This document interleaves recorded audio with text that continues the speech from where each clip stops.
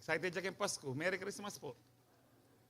Isa lang pong bibigyan ko ng emphasis because last week, na-i-announce po na magkakaroon po ng dalawang service ng 24 yung linggong gabi. Kaya 6 o'clock na po, siguro nagtataka kayo, isa na lang po.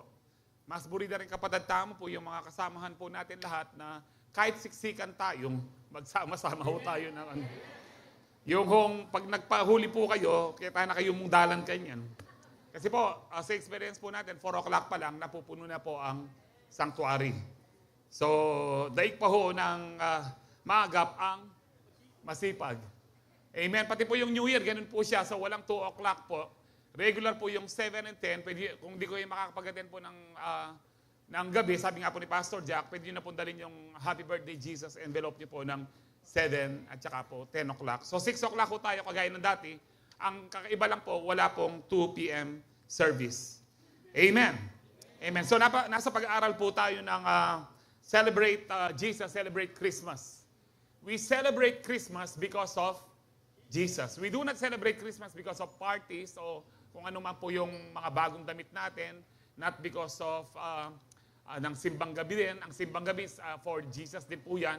So we celebrate Christmas because we celebrate Jesus. At last week po, napag-aralan po natin that in celebrating Christmas, kailangan po, nandun po yung spirit of forgiveness. Kahit hindi po Pasko, actually po, ang tamang ugali or attitude po ng isang Kristiyano, kapag siya ay nasaktan, nagbibigay po siya, kahit hindi pa humihingi ng tawad yung kapatid, nagre-release na po siya ng forgiveness.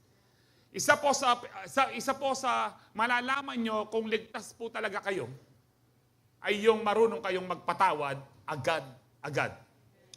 Ang napag-aralan po natin yan sa 1 John 4:20, na kapag ikaw ay you hate your brother, paano mong mamahalin ang Diyos na hindi mo nakikita? You are a liar. Sinungaling daw po yan. Sa akin po, tawag ko dyan, alila talaga born again, yung hindi nagpapatawad. Yung may mga full of bitterness at hatred, hindi po talaga born again yan. O kaya born again sila, napasukan po sila ng masamang spirito. Yun po ang ano. And then, 1 John 3:15, yung murderer ay yun po yung kinamumuhian ang kanyang kapatid. Ngayon po, no murderer o walang namumuhi po sa kapatid na merong eternal life residing in him, ang sabi po. I would like to remind you lang po ito. I hope after 1 week na po ngayon, lahat ng, kung meron kayong sama ng loob, dapat po nagpatawad na ho kayo. Unang-una po, pag nagpatawad tayo po ang nagbe-benefits. Bakit po? Tayo po yung magaan ng pakiramdam, magaan po ang tulog po natin, wala tayong sama ng loob, higit po sa lahat, nasisiyan po ang Diyos. Kaya wala pong blockage o wala pong humahadlang sa mga pagpapala po natin. Isang makalaking hadlang po ang hatred, isang malaking hadlang po ang bitterness, ang unforgiveness sa pagpapala ng isang Kristiyano. Kaya nga po, ngayong Pasko talaga pong i-exercise po natin yan. So ngayon po ay ang ating pong pag-aaralan is Celebrate Christmas with the Spirit of Joy. Being joyful is a choice. Kung paano pong being, yung pong you want to be saved is a choice. You want to forgive, it's also a choice. And being joyful is a choice. Sabi po sa Luke 2:8-12, sabi po dyan, and there were shepherds living out in the fields nearby, keeping watch over their flocks at night.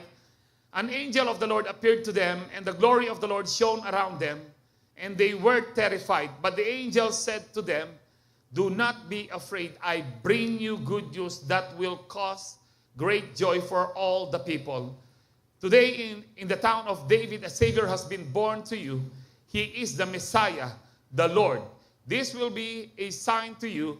You will find a baby wrapped in clothes and lying in a manger. Heavenly Father, salamat po, Panginoon, na nandito po kami muli malakas at patuloy mong pinagpapala dahil po sa iyong pag-ibig sa amin. Lord, patawarin at linisin niyo po ang bawat isa sa amin. Lord, kung meron man po mga kaisipan na nadumihan, mga salita po namin hindi maganda, na hindi kaaya-aya sa iyo, mga gawa po namin na hindi kaaya-aya sa iyo, linisin niyo po kami muli ng iyong banal na espiritu, ng iyong banal na dugo, upang hindi po makapasok ang dyablo at manalo ang dyablo sa aming mga buhay. Sa gabing ito, Panginoon, we allow your Holy Spirit to move. We allow your Holy Spirit to move to each and every individual. Muli niyo po kaming turuan. Kayo po talaga ang aming tagapagturo sa gabing ito.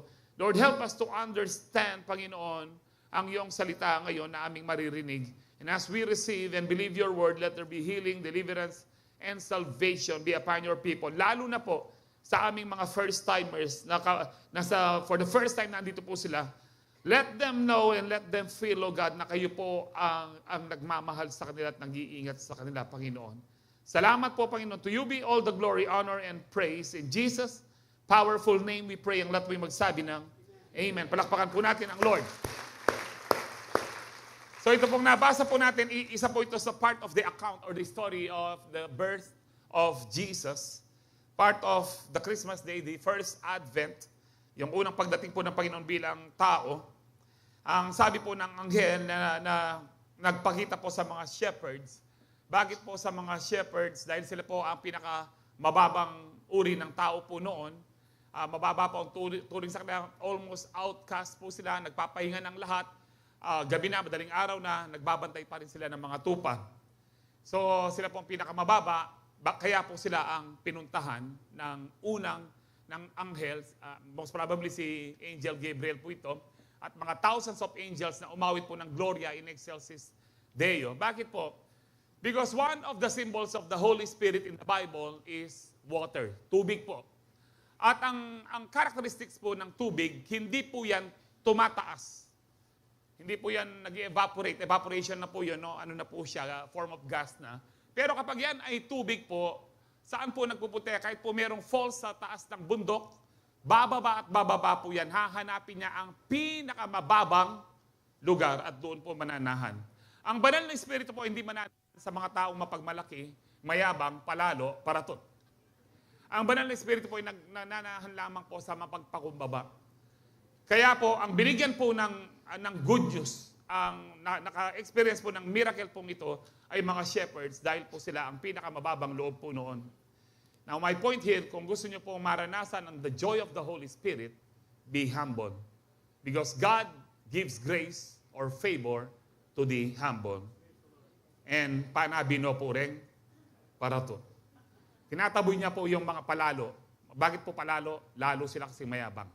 No, kaya po tayo, sa Pasko pong ito, hindi lang po Pasko araw-araw, matuto po tayong magpakumbaba sa ating Panginoon at sa lahat ng mga tao. Sabi po ng anghel, do not be afraid. Huwag kayong matakot. I bring you good news that will cause great joy for all the people. Nung nalaman po natin ang patungkol po sa mabuting balita na meron pong kaligtasan kay Kristo, nagbigay po ito ng pag-asa at nagbigay po ng great joy or matinding kagalakan sa ating mga puso. Amen. Wala po siguro dito nung tinanggap niyo ang Lord, nalungkot po kayo.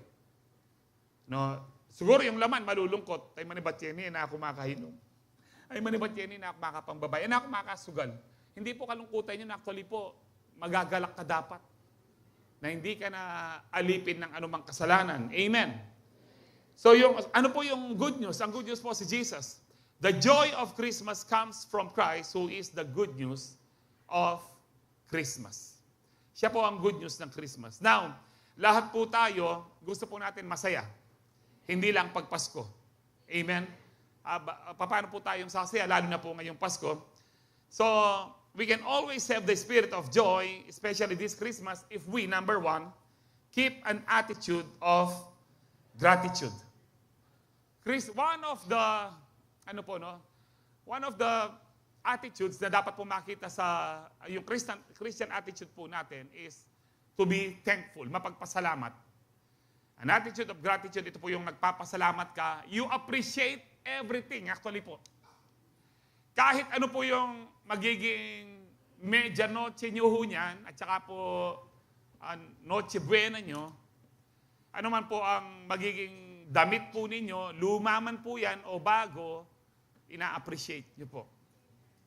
Tayo pong mga Kristiyano, lalo na kung tayo po yung mga magulang na, kapag tayo ay magnonoche buena, dapat sabihin po natin kahit anong nakaharap sa ating harapan, hindi mahalaga kung ano pong kakainin po natin. Ang mahalaga, nagkakatipon ho tayo isang pamilya at ang sentro, si Jesus. Remember, yung Christmas po, wala mang handa si Mary and Joseph po. No? Ang pinakamahalaga, nandun si baby Jesus. So yun po ang pinakamalaga po sa atin.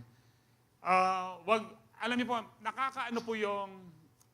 nakakabagot po yung hindi ka mapagpasalamat. Makanyanan naman yung katamong tao, makanyanan naman yung ulam. Alam niyo po, ako po kasi lumaki po kami, kahit hindi naman po kami mayaman, lumaki po kami na dahil yung tatay ko ayaw po niya ng ulit-ulit na pagkain, dapat iba po yung almusal sa tanghalian, iba po yung tanghalian sa hapunan. Siguro marami pa ho sa inyo, ganyan. Pero buhat po nung nag-asawa po ako, yung ulam ko, yung kinain kong umaga, madalas po ngayon, hindi na ako nag-aalmusal, wala pong lutong almusal. Brunch po. Magba-brunch na po ako, tapos gabi na po. Halimbawa, 10 o'clock, 11 o'clock. Halimbawa, kumain po kami ni Mrs. kanina, 10:30. Mamaya pa lang kami kakain yan, hindi pa po ako kumain yan. Pag uwi po, doon kami kakain. At kadalasan, kung minsan, kung ano yung pagkain mo nung umaga, yun din ang pagkain mong gabi. At natutunan ko po magpasalamat dati po mabubusit. O tiyan ni may kasawa ko, makanyan yung kaya ko. Pero I've learned na hindi po maganda kasi po makabagot at hindi po nagiging maganda ang atmosphere sa bahay. Ang maganda po nito, kahit ano ang nasa hapunan po natin, tanghalian man yan, kahit ano po pagkain po, ano po sitwasyon, have an attitude of gratitude. Magkaroon ng pag-ugali na mapagpasalamat. Hindi ka binigyan ng regalo o aginaldo kung minsan matuwa na ka man yan kapag ginaldo. Alam niyo po, ilan na po yung kinasal ko, ako nagkasal, ako rin po yung ninong. Kaya ako rin palaking ninong ako. Nung binabas ko, kaya ako palaking ninong ako. Yung iba pong kinasal ko, potang Pasko, kinasal ko na po, at nung anak, kisal ko lang pati lasing si Claude man yan, ginaldo ka ako. Alam eh? O si Mapien, Lina lang. Sabi ko, tatsula reta ako. Manyadlas guru magnaldo kaya ka, pastor ako, inanak mo rin. Binan ko naman po. Because you can't go wrong in giving. Amen? You can't go wrong in giving. Binye mo lang, nakapamalugi. Especially if you gave it with love. Sisingit ko lang po yun, no? Alam niyo po, siguro po nagtataka yung ilan sa inyo, nagta-tithes and offering ka naman, nag-first fruits ka pa, pero bakit walang bunga? Ilagay ko lang po, because this is very important, inaano po ng Holy Spirit sa akin ngayon. Kapag wala pong love, you will gain nothing. 1 Corinthians 13, verse 3. Pwede tayong lagay tagang like yung sermon? No? Kasi sabi nila, make first fruits, dapatin na naman, happy birthday, Jesus. Malagwaya yan, makipag-birthday. So sabi niyan, if I give all I possess to the poor, and give over my body to hardship sa iba pong salin, at ipasunog ko, i-burn ko ang aking katawan. Sabi diyan, that I may boast but do not have love. Pinagmamalaki ko pa at walang pag-ibig, I gain nothing. Kapag nagbigay ka, this is the reason bakit nagtatites naman ako, nag-offering ako, bakit walang balik? Kasi mga pilitan ka mo. God loves a cheerful giver. Balo yun next week, pa dapat message niya. Spirit of generosity. Pero i-advance ko na po sa inyo. Para po, bago Pasko, maranasan nyo na yung blessing. Because ang tunay na blessing, nagbibigay ka. Pero hindi po period yun. Nagbibigay ka na merong pag-ibig sa iyong puso. Ka mga pilitan. Amen. Walang ganyan po sa Calvary. Amen. 1 Thessalonians 5:18, be thankful in all circumstances. Hindi po sinabi dyan some. In some of your circumstances. In all. Nagpasko na po akong nasa hospital din po. Naranasan ko po yun, dialysis, saka po yung saktomy. Nag-New Year na rin po ako sa hospital. Napakalungkot po. Malungkot po yung, sana na-enjoy ko itong ganito, ganyan. But I've learned to thank God even po nasa hospital po. You can be joyful kahit po nandun sa gitna ng krisis, nasa gitna ka ng problema, matinding pagsubok. Because being joyful is a decision. It's a decision. Kahit maraming namumunghi sa iyo, maraming ayaw sa iyo, it is your choice to be joyful. Let me repeat that. In Tagalog po, no? Kahit marami pong galit sa iyo, may ayaw sa iyo, it is your choice to be joyful. It is your choice to be thankful. Kung ikaw ay thankful, ikaw ay joyful. Amen. Huwag po kayong, kung minsan nakakabasa tayo sa Facebook na, Mare, kanya, Yung inaanak mo, 100 lang yung binigay mo? Sino ba binibigyan? Ikaw o yung anak mo? Ano? Ngayon pala, gusto niya, alam niyo po, binigyan man o hindi. Ako po, yung mga anak ko, maraming ninong-ninang yan eh. Pero, hindi nila naranasan yung binibigyan talaga sila. Ilan lang po dito sa church ang nagbibigay po sa kanila. No? Ilan lang po. Pero hindi po namin sila, hindi nagbigay yung ninong, hindi nagbibigay yung ninong. Kakaliputan na talaga. No, that is, parang insinuating or adding insult to injury na pinapalala mo po yung sitwasyon. Matutunan po natin tayong magpasalamat. At minsan, hindi po nagtanong ang aking mga anak, ninong ko pala siya, daddy? Ninang ko pala siya? Oh. Hindi po sinabi, ba't di siya nagbibigay?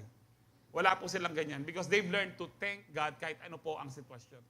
We've learned to thank God kahit ano po ang sitwasyon. Even po sa mga sitwasyon po na nasa hospital po ako, na COVID po ako, nasa ICU ang aking misis. Because it is a choice.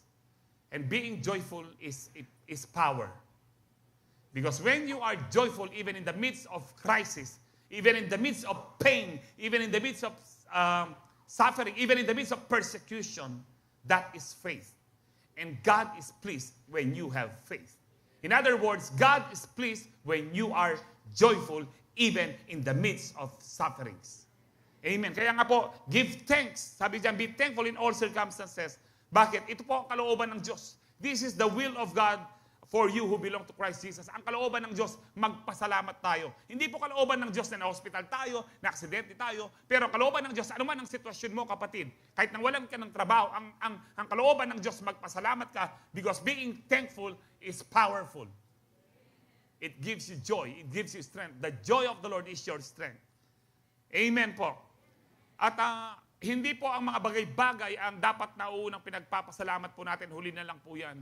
Ang unang pinagpapasalamat po natin, lalo na sa Kapaskuhan po ito, walang iba kundi si Kristo. Si Jesus po, no, ang ating pinagpapasalamat. John 3:16, TPT version, ang ganda po ang pagkaka-expound po dito. Sabi niya, for this is how much God loved the world, He gave His one and only unique. Wala nang iba. There's no one besides the Lord. Wala na pong iba. Sabi po dyan, one and only unique Son as a what? As a gift. Regalo po si Jesus. Regalo po ang kaligtasan. Regalo po ang kapatawaran. Yan po ang greatest treasure ng Ama sa atin. Ang sabi diyan, so now everyone who believes in Him, to believe is to what? To obey. And then sabi yan, so now everyone who believes in Him will never perish or will never go to hell but experience everlasting life. Even right now, we can experience everlasting life. In everlasting life, meron pong joy. In everlasting life in heaven, there is peace. Dapat ngayon po, nararanasan na po natin yan. Yan po ang ngayon pa lang po na-experience na po natin yan, ang everlasting life. So, we thank God dahil bakit po si Jesus po ang greatest gift? Si Jesus po kasi nagbayad sa atin ng ating kasalanan. Si Jesus po yung dahilan bakit pwede ho tayong pumasok ng langit. Si Jesus po ang dahilan, higit po sa lahat, kahit po sa kaligtasan, si Jesus po ang dahilan bakit mga anak tayo ng Diyos. Pwede tayong patawarin ng Diyos na hindi na tayo anak ng Diyos. Pwede tayong pumasok ng langit katulad ng mga anghel, pero hindi anak ng Diyos. Hindi po ganon. Pinatawad tayo ng Diyos, pinapapasok tayo sa langit, higit sa lahat, number one po, mga anak tayo ng Diyos. Isipin niyo po yon. Wow! Napakabuti po ng ating Panginoon. Sabi po ng 2 Corinthians 9:14, 15, and when they pray, they will wish they could be with you. They will feel this way because of the great grace. Ito lang po ang gusto ko hindi ko na po explain yung verse 14. No? Sabi po dyan, because of the great grace that God gave you. Thanks be to God for this gift that is too wonderful to describe.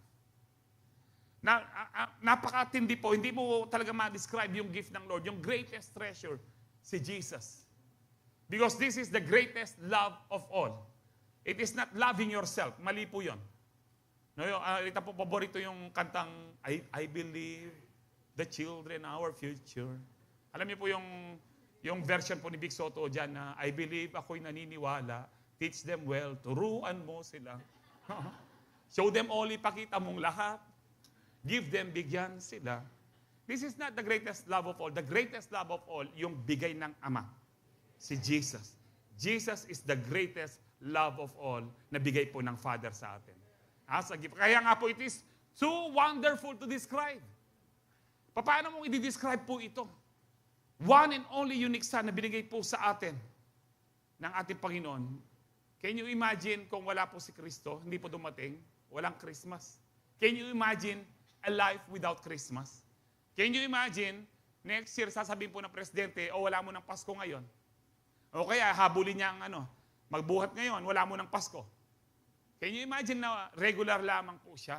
Kaya sa ibang bansa po, nalulungkot po sila kasi sa ibang bansa, may Pasko pero hindi katulad ng celebration ng mga Pilipino. Tayo po, September pa lang, nandyan na si Jose Marie. Mahilita na, Pasko na. Feel na po natin ang Pasko, September pa lang.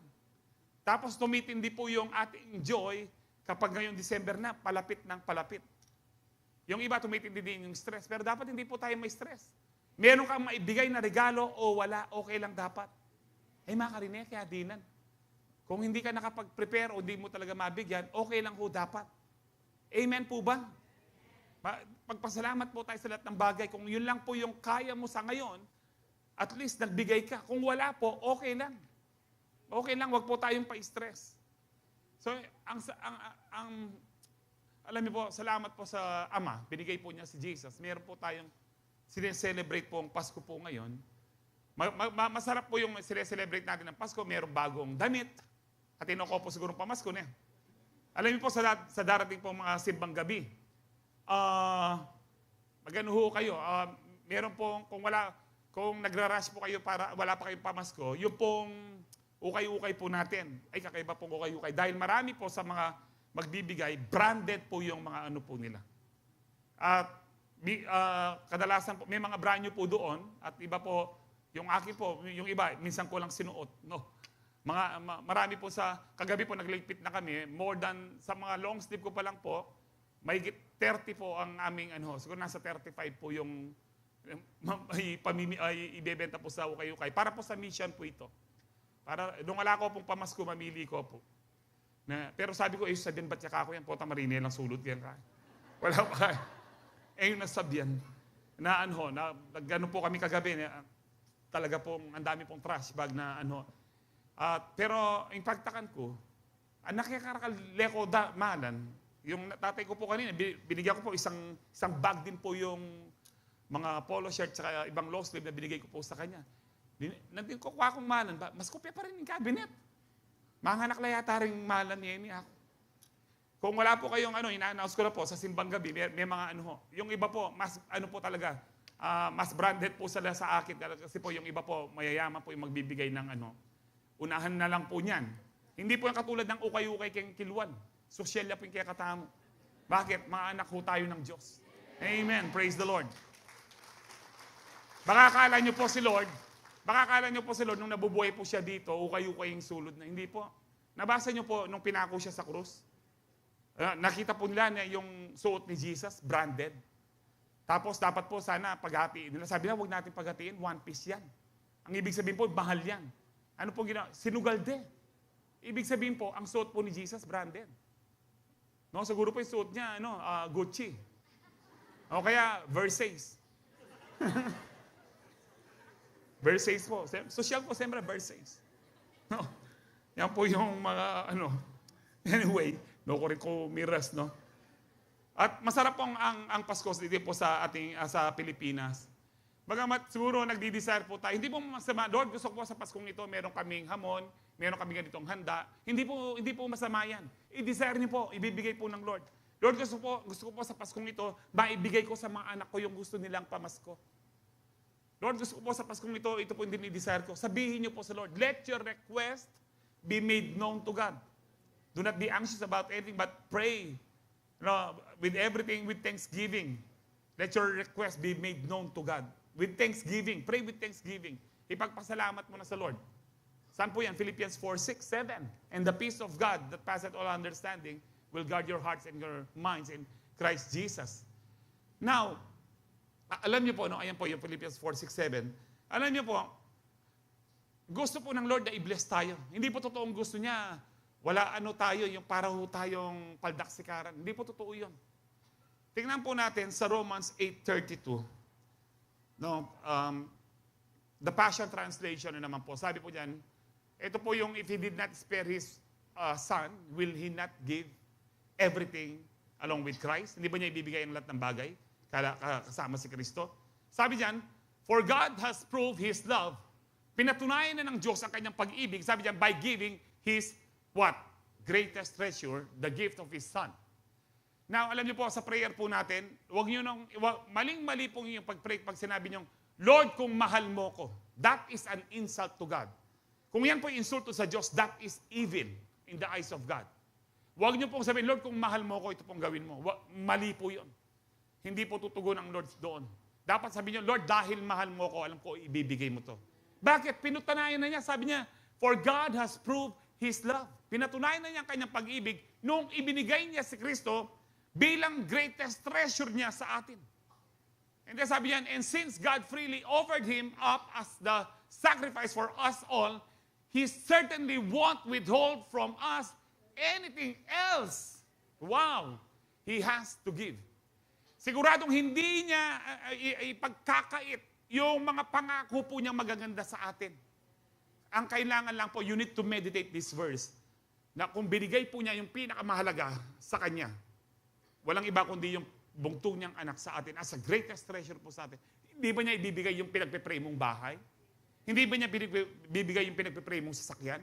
Hindi ba niya ibibigay yung mga bagong damit na gusto mo ngayon? Yung pinagpipray mong handa sa Pasko at New Year ngayon, hindi ba niya ibibigay? Lahat po ibibigay niya. Ang tanong lang, kaya mo kayang manampalataya? Hindi mo kaya tatanungin, dapat po hindi na natin kinu-question ng Lord kung mahal ka niya o hindi. Dahil wala pong paborito ang Diyos. Lahat gusto niya ma-bless po tayo. Kaya kung minsan nakikita natin, bakit parang paborito ng Diyos yun? It is because of faith. Always remember, Hebrews 11:6, without faith, it is impossible to please God. Napiplease po ang Lord kung meron tayong faith. Kung meron kang pananampalataya.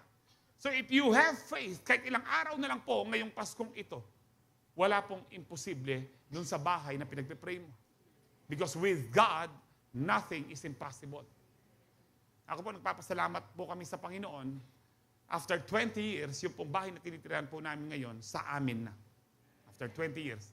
Nag-dialysis po ako 2007. Nakala ko po hindi ko na mababayaran po ito. But thanks be to God. Thanks be to God. Na gusto po niyang ibigay ang lahat ng mabubuting bagay po sa atin. Hindi po tayo natin katulad. Kasi yung iba sa atin, manyad na ka na naman. Ang Lord po kahit araw-araw humingi ka. Kung meron kang pananampalataya, ibibigay ng Diyos. Change your mind. Mabuti po ang Panginoon. He has already proven His love to us. Na mahal po tayo ng Lord. So kung ano man po yung pinagpipray mo, kapatid, ibibigay po ng Lord yan. Ang tanong, kaya mo bang manampalataya? Because in James chapter 1, sa verse 6 po, hindi po niya ibibigay yung or verse 5, 6 na, hindi po niya ibibigay sa mga double-minded. Dapat po alam ko, pagpapalain ako ng Diyos. Lalo na ngayong Pasko. Amen? So bakit ka mag-worry kung binigay na pala ng Diyos ang pinakamahalaga sa Kanya? Hindi niya sasabihin, oy, nakaswelo mo, binigay ako ni Kristo kaya kayo? Manyad ka pang sakyan? Hindi po ganun. Kung nga binigay niya si Kristo, para bang sinasabi ng Diyos, mas mahalaga yung sasakyan na pinagpipray mo? Mas mahalaga yung bahay? No. Maliliit na bagay lang po yan. Ang problema, yung pananampalataya po natin. Ang problema, yung spirit of unbelief. Kailangan niyo pong i-reject, i-rebuke, paalisin yung spirito ng unbelief. Sabihin niyo po, I believe, Lord. I believe. Because when you pray, sabi po ng Mark 11:4, no, when you pray, when you believe that you have, receive it and it will be yours. It will be yours. Pero, nung minsan po yung nag-testimony, binigyan po yan ng yung verse 25. Therefore, kung meron kang, hindi ka kasundo, may pagkasundo ka muna, mag-release ka ng forgiveness. Kasi po, kahit sabihin mong, Lord, I believe, kung meron kang unforgiveness, hindi po, ayan po, pakita nyo muna yung verse 24 para po tabalada manula ko. Therefore, I tell you, whatever you ask for in prayer, believe that you have received it and it will be yours. Sabi ng Lord, kasunod po niyan, Therefore, verse 25, and when you stand praying, no, when you pray, believe that you have received it. Ngayon, kayo kapag nagpe-pray ka, if you hold anything against anyone, meron kang hatred, meron kang bitterness, forgive them so that your Father in heaven may forgive you your sins. In other words, hindi ka na mapapatawaran, wala pa yung pinagpe-pray mong, I believe, I receive. You can only receive kung meron kang forgiveness.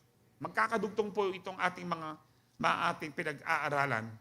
So thank God for Christmas. That means thank God for Jesus.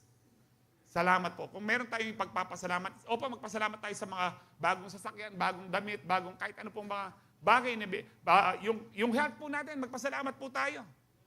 Iniingatan tayo ng Lord every day. Magpasalamat po tayo. Salamat po. Kahit lumindol, iniingatan tayo ng Lord.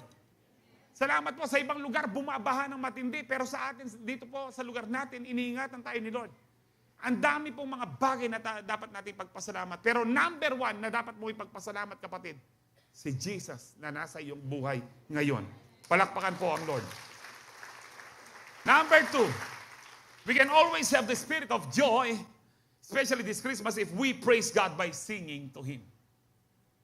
Sino po dito ang inaawitan ang Lord? I'm not asking if you're singing here sa ating church. Ang sinasabi ko po, kapag mag-isa kayo, nasa kwarto, naliligo, nagluluto, naglalakad sa daan, inaawitan niyo ang Lord. That is powerful po, no? That is power to sing to Him. Alam niyo po, sa aking pagre-research, scientifically, ang pag-awit po, marami po siyang benefits. Yung iba po, up to 15 benefits. 6 lang po ang kinuha po natin. No, ang sabi po dyan, scientifically, ng spinditly.com, no? Ang sabi po dyan, it boosts your immune system and will release stress. Ano lang pa ho yan, ha? Hindi pa ho yan mga praise and worship. Ano pa lang po yan, yung mga paborito yung kuminsan, yung mga awit na kuminsan ay makakwenta-kwenta, pero malam sasaya ka. No? And then, it benefits your heart. It benefits your heart, then will increase your energy. Alam niyo po yun, no? Sino po yung nagsusumba dito? Na, Marinela pa mo. Tatamad-tamad kayo, meron pong ilan. No? Tamad ka, pero pag nag-umpisa ng kanyang-kanya na ka. No, nag-i-increase na po yung energy mo. No? Yung iba ngayon, meron pong, sabi ko, yung pera ka yan.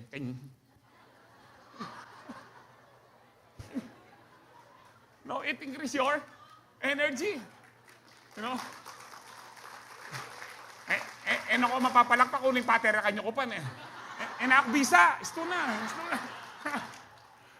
Okay, it improves your memory. Yung pong makakalimutan sa inyo, lalo na rin tayo bisang mamayad utang, magkanta kaya mo kaya. Baka mo kaya aga na ka. And then it fosters a clear thinking through correct breathing. Kasi po, lalo na po, yung nauuso na naman po yung mga COVID ngayon, yung pong walking pneumonia. May naka-pneumonia, maglakad siya. Nauuso naman po yan, pero sa atin po, sa mga taga-Calvary, mga Kristiyano, in Jesus' name, wala po yan. Greater is He that is within us than he that is in the world. Now, if singing any song, it gives you benefits sa iyong buhay, any song. Pati kahit ano po, kahit lang po yung Twinkle, Twinkle, Little Star. Kahit ano pong kanta, nagbibigay po ng benefits sa iyong katawan, hanggang kaya mo, atin ko pong sing-sing, metong yang timpukan. O di ba, sasaya kayo, atin ko pong sing-sing pa. O nung bahay kubuya pa kanyan. Sasayatan na. Now, kung ganyang kanta pa lang, no, nagbibigay na po ng saya, ng benefits sa atin. How much more if you sing to God? Wow!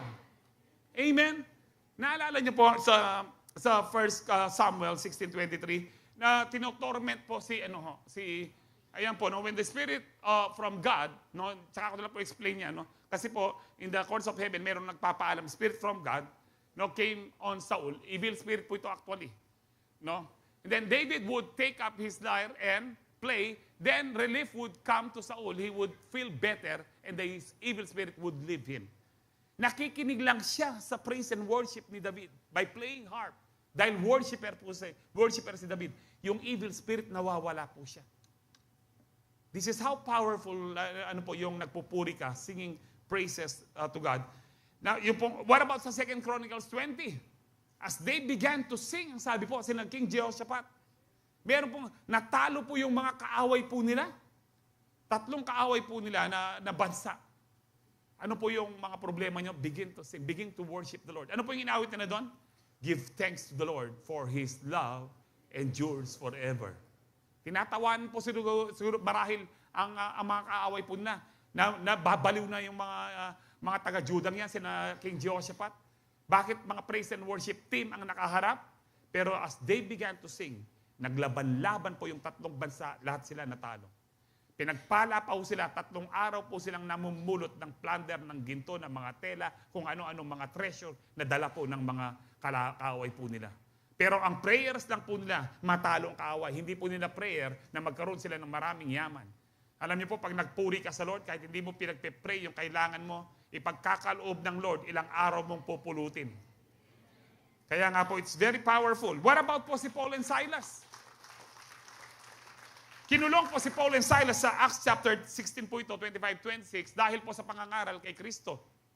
No, ang sabi diyan, about midnight, Paul and Silas were praying and singing hymns to God. Umaawit po sila kanino? Sa Diyos. And the other prisoners were listening to them. Suddenly, there was such a violent earthquake. Para po ngayon, tuloy-tuloy po, halos araw-araw po may earthquake po sa atin, that the foundations of the prison were shaken. At once, all the prison doors flew open and everyone's chains came loose. Kung babasahin niyo po ang buong kwento niyan, nag-praise and worship po sila. Lahat po ng nakakulong lumaya po, pero hindi tumakas. Pero lumaya po sila. Meron ho ba kayong parang alipin kayo ng addiction? Alipin kayo ng pagchichismis? Ano man pong umaalipin sa inyo, learn to worship the Lord. Learn to sing God even at midnight.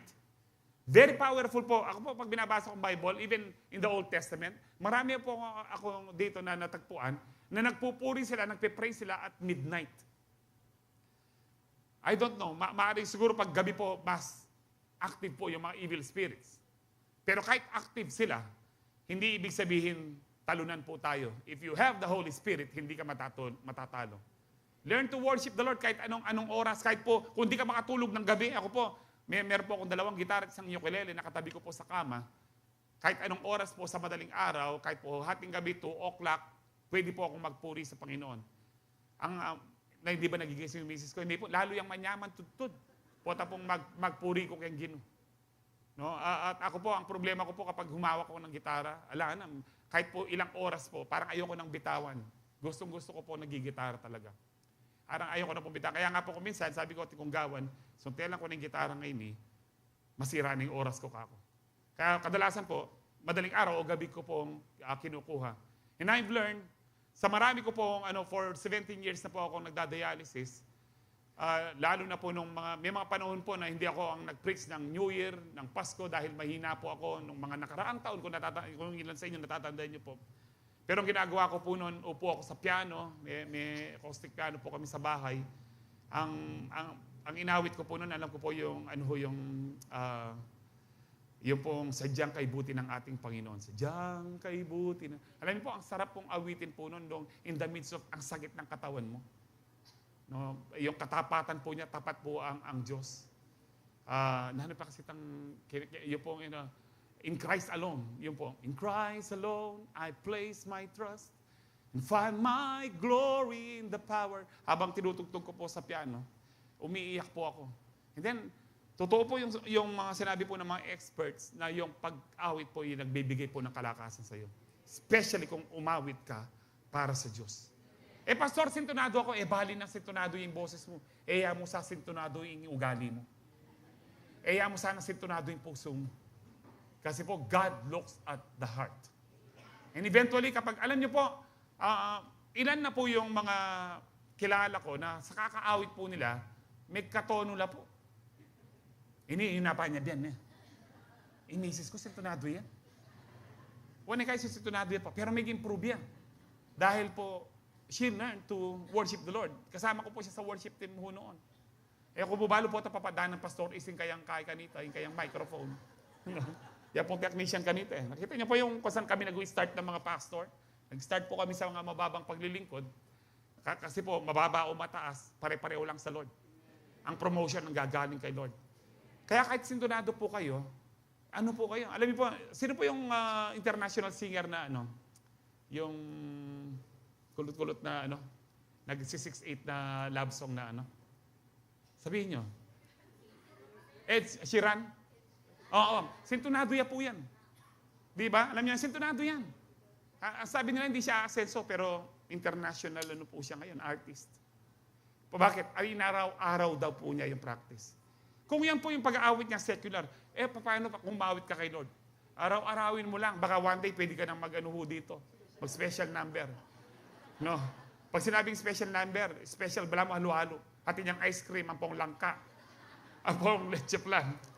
Amen. So, Psalms 105 verse 2 to 3. Sabi niya, sing to Him, sing praise to Him, tell of all His wonderful acts.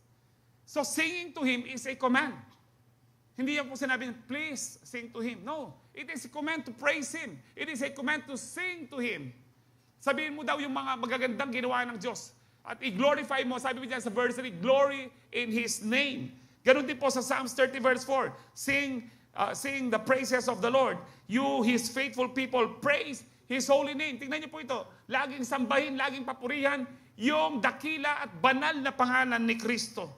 Psalms 96:1-2, sing to the Lord a new song. No, hindi po ibig sabihin niyan mag-compose kayo. Pwede po mag-compose kayo, Lord, salamat po.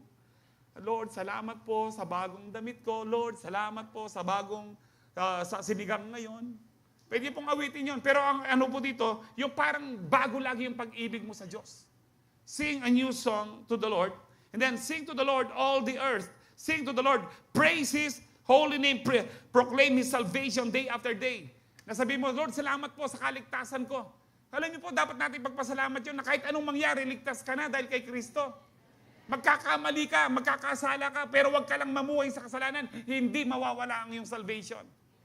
Huwag kang magpatuloy sa kasalanan. Kahit andiyan pong nandin may busit ka king driver o nawalan ka ng pasensya, hindi ibig sabihin na wala ang iyong salvation. Mawawala ang iyong salvation kung nagpapatuloy ka sa kasalanan. Kaya araw-araw, Lord, salamat po, ligtas ako. Lord, salamat po sa iyong kaligtasan. Kung mapapansin niyo po, nandiyan po lagi yung sing to the Lord, praise His name. Bakit po? Dapat po ang pangalan ng Panginoon, pagkagising mo, purihin mo ang pangalan ni Jesus. At ang sabi po sa Psalms 113 verse 3, from the rising of the sun to the place where it sets, the name of the Lord is to be praised.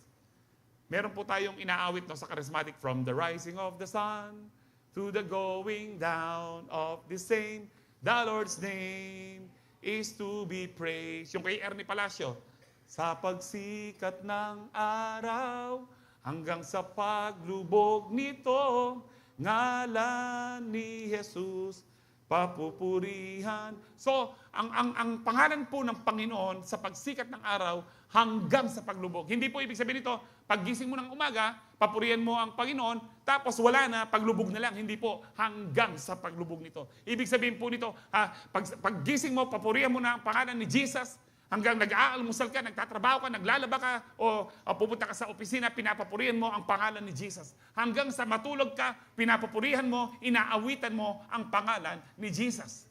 Amen. This is so powerful kung ito po'y gagawin po ninyo. Maraming beses ko na po napatunayan sa buhay ko po ito. As a worshiper, as a musician po, kapag po talagang nanghihina po ako, even po kanina, po sa ilang linggo po, pagod po. Tapos sabi ko, pagod na naman sa ano ho. Kanina po, kagabi po, hanggang kanina ho, binigyan po ako ng masarap na tulog ng Lord, kahit po yung tanghali, binigyan po ako masarap. Kasi po para po kung feeling ko po lalagnatin po ako, pero sabi ko, aliko in Jesus name, aliko in Jesus name. Kasi po magsimbang gabi tapang, arnoldo na ni naman, itading-ibing na ni naman. Diyan ating dialysis, no? Yung po ang ganun. Pero alam niyo po, pag inaawitan niyo po ang Lord, hindi po, alam niyo po, when we praise God, whether you worship God, whether you sing to God or not, mananatiling Diyos ang Diyos. May ilang beses ko na po sinabi sa inyo yan. But when you sing praises to God, you connect to the source of life. Yung pong strength mo nare-renewed. Amen? Tapos yung blessing mo natatanggap mo. Kaya nga po yung mga ibon, nasa mga halaman pa lang sila, nasa mga pugad pa lang sila. Kung meron po kayong halaman, maririnig nyo sila. Anong sinasabi po nila? Praise Jesus, praise Jesus, praise Jesus. No? Buti pa po sila, nagpupuri po sila. Sabi po ng Bible, ang mga halaman nagpupuri rin sa Lord. Kapag po humahangin, para silang mga kamay, nagpupuri po sa ating Panginoon. How much more tayo po? Na binigyan pong free will ng Panginoon, binigyan pong kaisipan na katulad po ng Diyos. Hallelujah!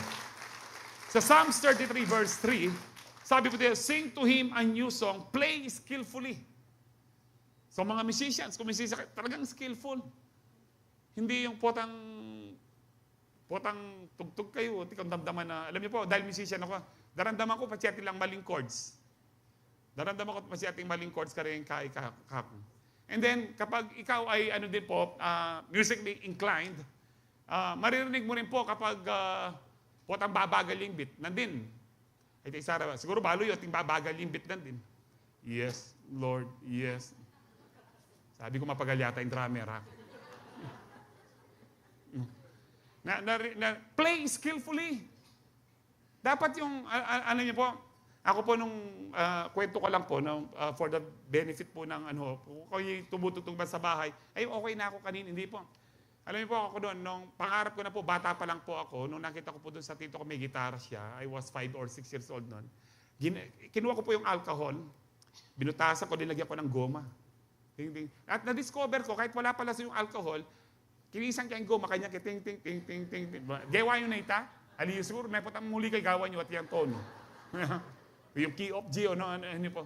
Nung binilhan po ako ng unang gitara ko po ng nanay ko sa Lumanog pa sa Dao. No? Gibson ko, no? Ayun po, 1 month po, araw at gabi nagigitara po ako. Kasi ang plano ko, mag-apply po ako sa Rondalia. After 1 month, nag-apply po ako sa Rondalia, agad-agad 75% po yung aking scholarship. The following year, 100% na, and then the next year, ano na po ako, full scholar na po ako. Ganun po kabilis kasi, although, yung ate ko, nanay ko, lahat po, pinapagalitan ako, ala na kang gawa nung mag-gitara, na kang mag-gitara, makanyan. Paboran ko lang. Natutulog po ako literal, yakap ko, gitara. Paggising ko, ati ko pang wawakin, ipamuta, mag-gitara ko. But, I've learned na naging skillful po ako. Marami pong musician sa AU din, no, gitarista, pero isa po ako nakuha. Pero hindi nila alam, 1 month pa lang ako nagigitara. Dahil po talagang sineryoso ko po yung pagiging musician ko po. Nakapag-aral po ako ng college sa AU, libre po lahat. Wala pong ano. Kasi sabi ho dito, play skillfully sa ating pong Panginoon. Pero ang gusto ko pong bigyan din dyan, shout for joy. O ba't kayo born again? Guguli sa kopa, makalakayawa rin Diyos, ha? Aliyah po, anya guguli sa tam kasi masaya tamong pupurihan tayo, Lord. At utos siya. Utos po siya. Sabi po dyan, hindi po niya dyan sinabing, please shout for joy. Sabi niya, shout for joy. It is a command also. Kaya sumisigaw tayo, hallelujah! Amen! Balo na po, guguli sa hallelujah! Rin diablo, ay, mangutahan na kayo na mabating tamo. Lumuan lang ng tulok tamo, ada po rin demonyo. Kaya huwag niyong pigilan kapag nagpuri ho tayo. Pabayaan niyo po yung mga kapitbahay natin, yung ibang barangay, marinig po ang pagpupuri po natin sa Panginoon. Yun po ang nais ng Lord. Kasi po, ang sabi po ng Bible, love the Lord your God with all your heart, with all your might, with all your mind, with all your strength. So, todo-todo. Kapag nagpuri tayo sa Lord, todo-todo. Huwag kayong magpuri na parang mamot kayong TV. Pray, hallelujah. Tapos sinorin ka, gamat yun. Andiyan mabulok kayong kilikili, okay mo. Apurian niya mo yung Ginoo. Amen? Because it is for your benefit. You are connecting your soul, your spirit to the source of life. Na-strengthen ka, nabibless ka, nabibigyan ka ng wisdom, nabibigyan ka ng favor, na kahit saan ka magpunta, meron kang favor. Because you are a worshiper. Because you sing to the Lord with all your heart. Ang sabi din po ng Psalms 47 verse 1, clap your hands. Bakit tayo pumapalakpak? Utos din po sa Bible. Clap your hands, all peoples. Shout to God with the loud songs of joy. Bakit sa inyo? At makanyanin kaya kayong, kahit bakit alibanan? Bakit mahingi ka no? Holiness is not being silent. No, sabi, alwa po itang, siguro sanay ako kasi kitang linog ko kay kayo. Potang mahingi kaya ako niyang anak, potang linog ka kayong Catholic Church. Shh! Yung iba, ano pa ako? May ba kayo magbanal ba? Tatalan yung rosaryo kanyan. Mauling maingi ka. Pero dito po, kami po sanay po kami kahit meron naglalaro pong bata po dyan, okay lang po. Because in heaven, ang sabi po ng Panginoon, kapag isa lang kaluluwa ang naliligtas, libo-libong anghel ang nagre-rejoice. Paano ba nagre-rejoice ang mga anghel? Ha? Sasabihin nila, hey, praise the Lord, may ligtas siya. Wapin, may ligtas siya. Hindi po. Hallelujah! Tapos po, umiikot po sila, lumilipad sila around the throne. Habang sinasabi po nila, Holy, holy, holy is the Lord God Almighty who was and is to come. Alwapi, Pastor, isitan eh. Puro siyang is talaga. Pag nag-rejoice po ang mga anghel sa langit, lumilipad sila, lumulundag sila, sumisigaw. Holiness is not being silent. Deta pong tahimik kung minsan ilang mabulok-bulog, kilog, makaila po din. Hindi po totoo. Being holy is being like Jesus. Amen. Did you know in the book of, I think, Zechariah, He will rejoice with you over singing and dancing. Sumasayo po ang Lord. Yung pong you are spinning, you are, galing po sa Zechariah yun. Nag-i-spin po ang Lord. Can you imagine the Lord Jesus? No, sabi nga ni Pastor sa amin, nung pinag-aaralan po namin to, naalala niya si Shadrach, Meshach, Abednego, nandun si Jesus, sumasayaw po sila, umiikot sa apoy. Nanong kakanda, sambahin ka, O Yahweh. Ne? Kasuelo yun, panerak na kayo yan eh. Sambahin ka, O Yahweh, Diyos ng langit at lupa. Alam mo, kayong worship night, datang kayo. Amen. Magpurita mo kayong Lord. If you want to be, your 2024, be blessed. Let us end this year worshiping the Lord, praising the Lord, thanking the Lord for His love endures forever. Woo! Hallelujah! Amen! Alam niyo ba, at the count of 3, subukan niyo po. Ayan ako, Marine. Andiyan bad breath kayo. Gulisak tamo. Amen. Gulisak tamo ng gulisak tamo. Hallelujah. Ready na kayo? Pwedeng talakad tamo po. Tayo po tayo. Ako pa yarin eh. Ati ko pang 5 points. Punta sabihin niyo, ay yarin ni Pastor. Hallelujah. Nga pala mag-hallelujah. Bala na yarin na ako. At the count of 3, ready? We will shout hallelujah. 1, 2, 3. Hallelujah! Woo! Woo! Jesus! Jesus! Jesus! Jesus! Hallelujah! Woo! Woo! Hallelujah! Woo! Woo! Nadama niyo po yun. I can feel the presence of God, the glory of God.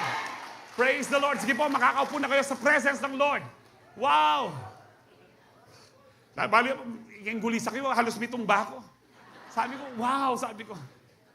Sana po, laging ganyan, andiyan ninong worship leader, Kenny. Give your best, not because of the worship leaders, but because of Jesus. Amen. Hallelujah. Woo! Yaman. So praise the Lord. Praise the name of the Lord Jesus. Don't praise the holy name of Jesus. Shout for joy. Amen. Shout for joy. No, kaya tayo yarit ang verse ito. Shout for joy. No, ayun po, loud songs of joy. Shout for joy po tayo. Tama po yung ni Gary V. Noon po inawit po namin, shout for joy. Oy, soon. Pumerak ka na naman. Number 3, we can always have the spirit of joy, especially this Christmas, if we magnify Jesus every day. The word magnify, yung palakihin po siya. Yung pong magnifying glass. Dito pong lente. No, yan po yung lente. Alam niyo po kung gumamit na po kayo ng microscope, yung to magnify is to, hindi lang po palakihin, kundi i-focus. Kapag mali yung focus sa microscope, di mo makita. Sa mga camera na lang po. Ako si gagamit, anong tawag niyo dyan? SLR? Yung mga malalaking camera po ngayon. Kapag hindi po tama ang focus, malabo po siya. And if you want joy every day, hindi lang sa Christmas, dapat po tama yung focus mo. Tama, ang minamagnify mo si Lord. Hindi mo minamagnify yung problema mo, hindi mo minamagnify yung pangangailangan mo, magnify Jesus. Make Jesus big sa iyong buhay. In Matthew 14:25-32, sabi dito, about 3 o'clock in the morning, Jesus came toward them, And then ang sabi diyan, walking on the water, when the disciples saw him walking on the water, they were terrified. In their fear, they cried out, "It's a ghost!" Multo ang sabi po nila dahil naglalakad po sa tubig ang ating Panginoon. Verse 29, ang sabi po diyan, pagilipat na po, alay ba? Ba't ka nakakuting niya? Yes, come, ang sabi po ng Lord.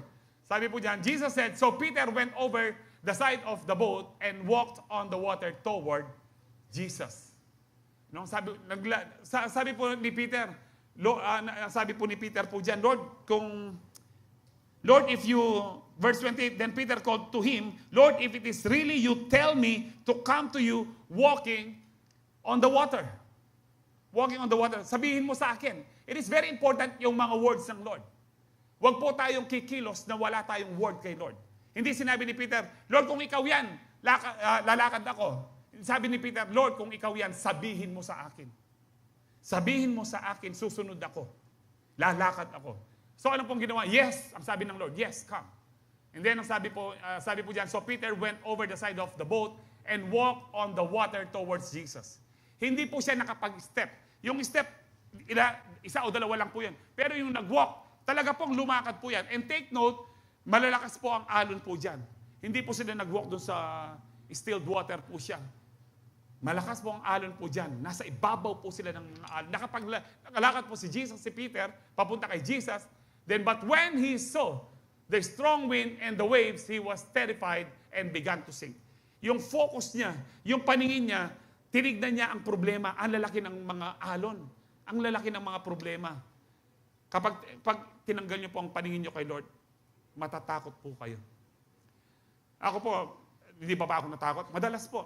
Halimbawa, nung nasa COVID, natakot din po ako. Dahil kapag tinignan ko yung mga namatay sa katabi kong kwarto, parang nakakatakot. And then, refocus muli. Fix your eyes on Jesus para hindi ka matakot. Kasi po, kapag tinignan mo ang problema, babagsak ka. He began to sink, sabi po dyan. He began, siya po'y malunod, ang sabi po sa Tagalog, no? Save me, ang sabi po ni Peter, save me, Lord, he shouted. And then verse 31, sabi dyan, Jesus immediately reached out and grabbed him. You have so little faith. Ang sabi po niya, Jesus said, why did you doubt? When they climbed back into the boat, the wind stopped. Now, ang lesson po dito, hanggat nakatingin po tayo kay Lord, kahit anong problema mo, kahit matitindi yung alon, makakalakad ka sa ibabaw ng problema mo. Huwag mong titignan ng mga problema, tignan mo si Jesus, magnify Jesus sa iyong buhay. Magnify mo ang Lord sa iyong buhay.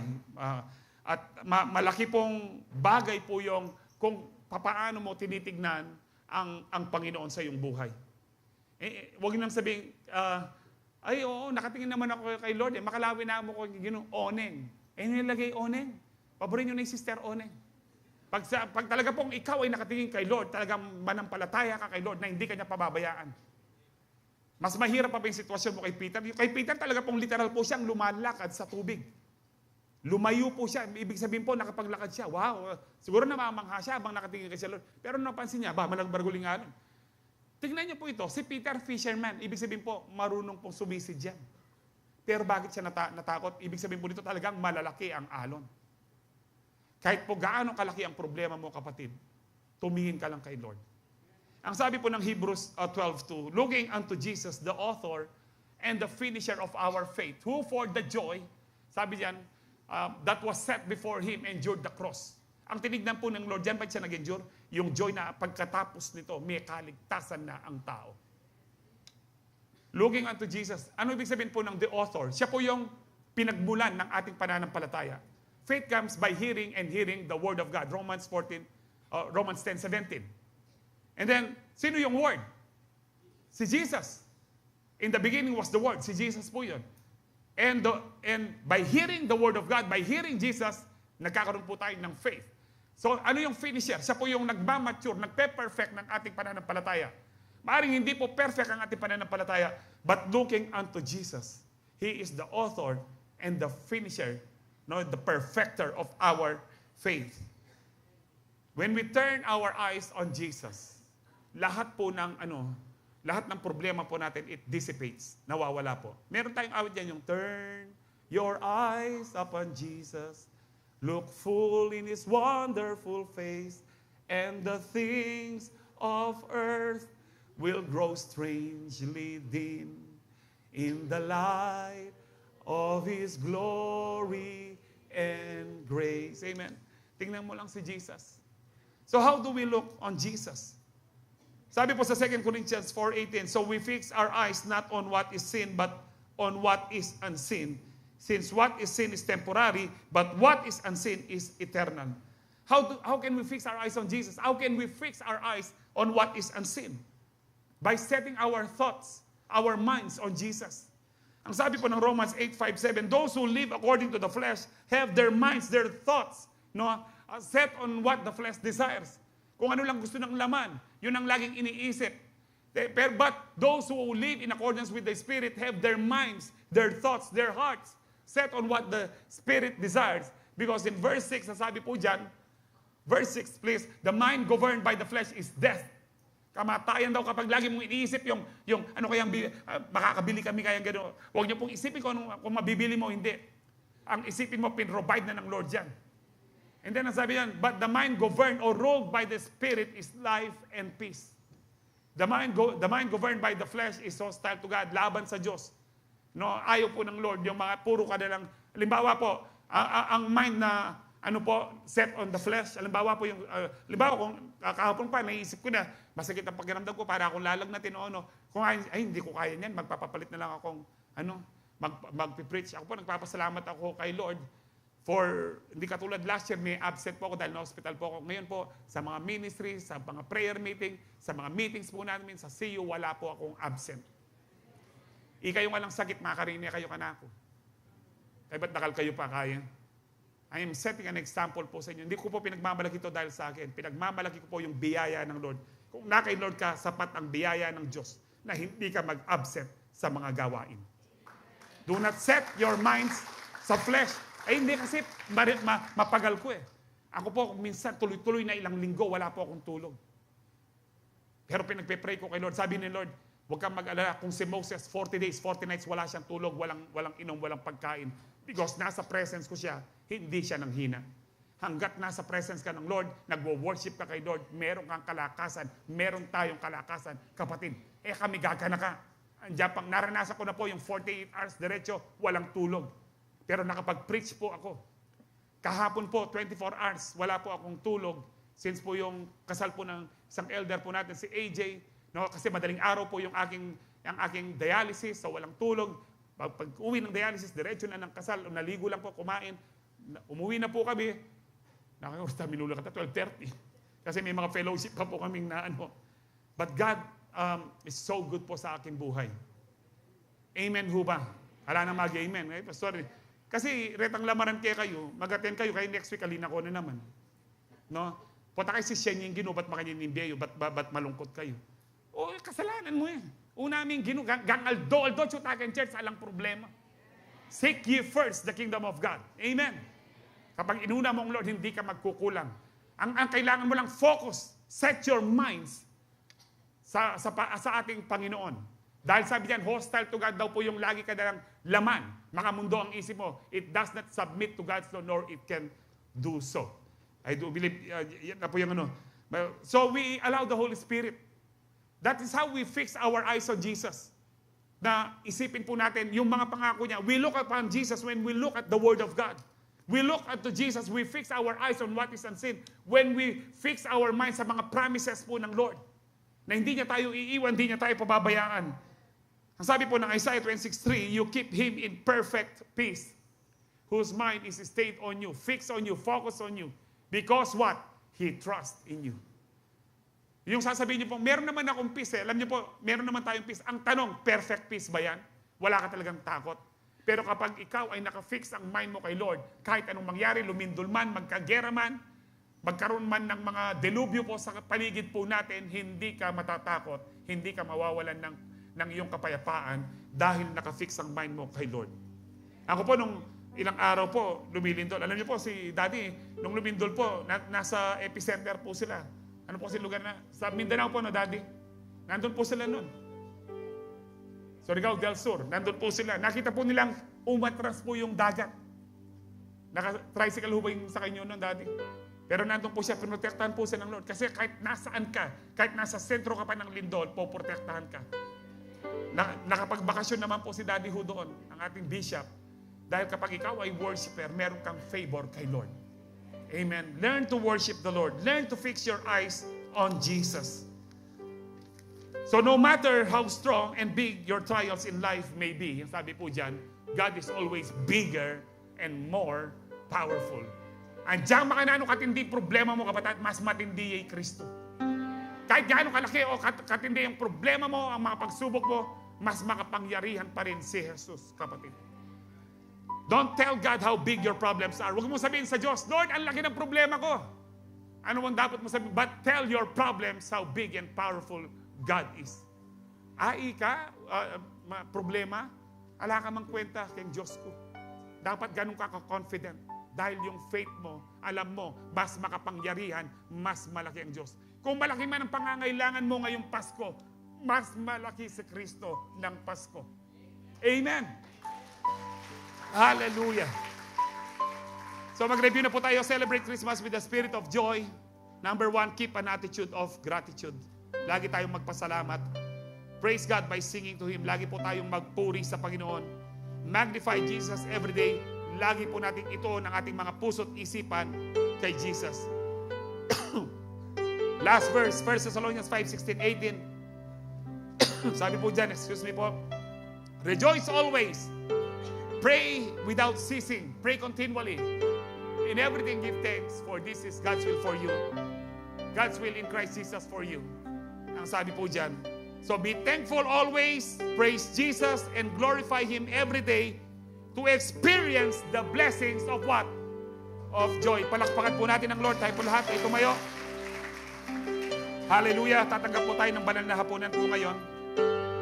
And as we are being served, awitin po natin ang Lord. Ang sabi po ng awit na ito, you have made me glad. No, pinasaya mo ako, Lord. And I say of the Lord, you are my shield, my strength, my strong tower. Yan po yung mga sasabihin po natin dahil pinasaya tayo ng Lord. Amen. Sige po, as we are being served, let's worship the Lord.